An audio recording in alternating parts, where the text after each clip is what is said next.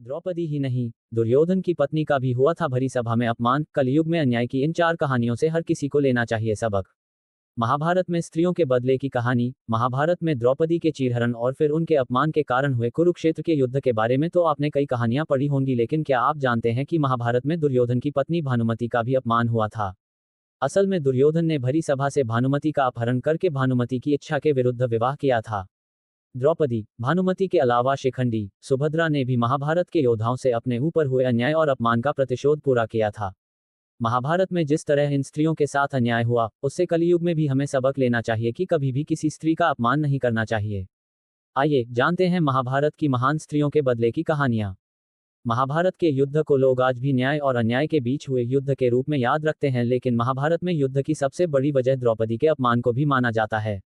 हस्तिनापुर के राजमहल में जिस तरह द्रौपदी को भरी सभा में अपमानित किया गया, उस अपमान का बदला लेने के लिए द्रौपदी ने अपने 5 पतियों के सामने प्रतिज्ञा ली थी कि जब तक दुर्योधन, दुशासन के खून से द्रौपदी के बालों को नहीं सींचा जाएगा, तब तक द्रौपदी अपने केश को यूं ही खुला रखेंगी।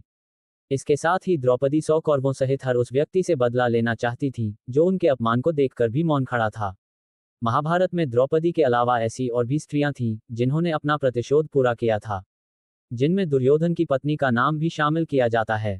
स्त्रियों के साथ हुए अन्याय की कहानियां हमें कलयुग में भी सबक देती हैं कि कभी भी किसी स्त्री के साथ अन्याय नहीं करना चाहिए, वरना अन्याय करने वाला चाहे कितना बड़ा योद्धा ही क्यों न हो, उसका विनाश होकर ही रहता है। आइए जानते हैं महाभारत में स्त्रियों के बदले की कहानियां। द्रौपदी ही नहीं, दुर्योधन की पत्नी का भी हुआ था भरी सभा में अपमान। कलयुग में अन्याय की इन 4 कहानियों से हर किसी को लेना चाहिए सबक। द्रौपदी ने चीरहरण के बाद की थी प्रतिज्ञा। महाभारत में अपना प्रतिशोध लेने वाली स्त्रियों में पहला नाम आता है द्रौपदी का। द्रौपदी को जिस तरह से भरी सभा में चीरहरण करके अपमानित किया गया था, द्रौपदी ने उसका प्रतिशोध लेने की कसम खाई थी। कुरुक्षेत्र की रणभूमि पर जब कौरवों सहित मौन रहने वाले सभी वरिष्ठ योद्धाओं का विनाश हुआ, तो इसी के साथ द्रौपदी का प्रतिशोध भी पूरा हो गया। साथ ही भीम ने दुर्योधन, दुशासन का वध करके उनके खून से द्रौपदी के बाल सींचकर रक्तपान भी किया था, जिसके बाद द्रौपदी की प्रतिज्ञा पूरी हुई थी। अंबा काशी के राजा की बड़ी बेटी थी।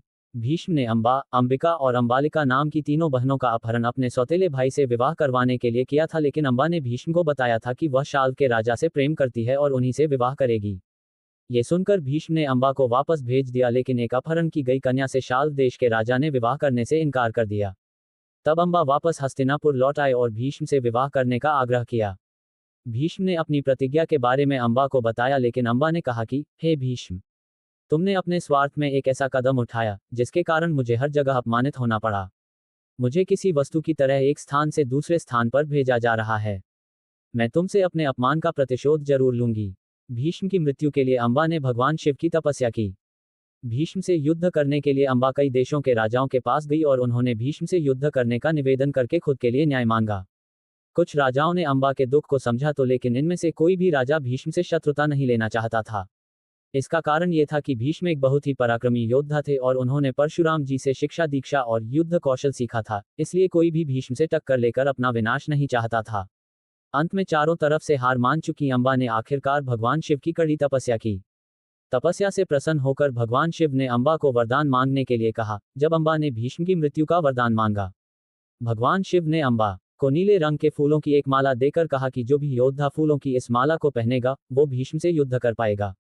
अंबा ने फिर से ऐसे राजा की तलाश शुरू की जो इस माला को पहने, लेकिन उन्हें कोई नहीं मिला। तब मरणासन हो चुकी अंबा ने माला को राजा द्रुपद के राजमहल के बाहर लटकाकर प्राण त्याग दिए। पुनर्जन्म लेकर अंबा बनी शिखंडी ने लिया अपना बदला। समय बीतने के साथ राजा द्रुपद की पत्नी के गर्भ से एक बालक ने जन्म लिया, जो जन्म के समय नपुंसक था। स्त्री और पुरुष तत्व होने के कारण राजा द्रुपद ने इस बालक का पालन पोषण किसी पुरुष की तरह ही किया। इसका नाम शिखंडी रखा गया। एक दिन शिखंडी की नजर राजमहल के द्वार पर लटकी उस फूल माला पर पड़ी, जिसे अंबा ने द्वार के ऊपर लटकाया था। शिखंडी ने इस माला को गले में पहन लिया। माला को पहनते ही शिखंडी को सब कुछ याद आ गया और महाभारत के युद्ध में शिखंडी ने जब भीष्म पर तीर चलाना शुरू किया, तो भीष्म ने कहा कि वे केवल पूर्ण रूप से पुरुष योद्धा पर ही अपने शस्त्र उठाते हैं और शिखंडी में स्त्री तत्व भी विद्यमान है, इसलिए शिखंडी विचित्र लक्षणों के साथ एक स्त्री ही है।